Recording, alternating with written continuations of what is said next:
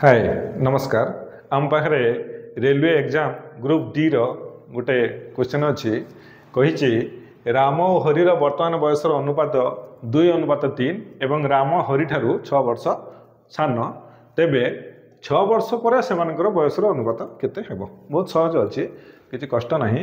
आसंत लिखा राम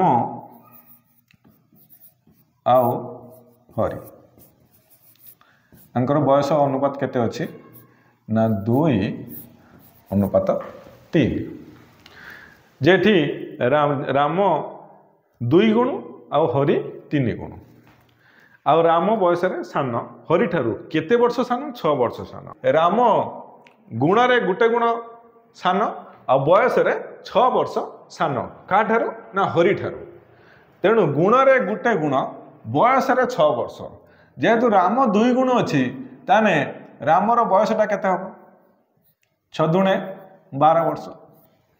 सेमती हरिर 3 गुण अच्छी बयसटा आउ गुटे गुण जदि 6 है तार बयस केते हम 18 वर्ष। जदि वर्तमान बयस राम है 12 आउ हरि है 18 तेणु 6 वर्ष परे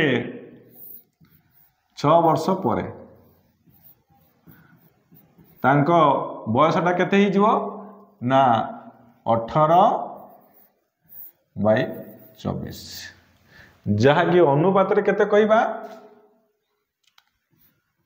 काटी दबा केते 6 रे काटिबा 36 18 6 24 ताने 3/4 बा अनुपात रे 3:4। आशा करे मेथड टी भल लगी। धन्यवाद।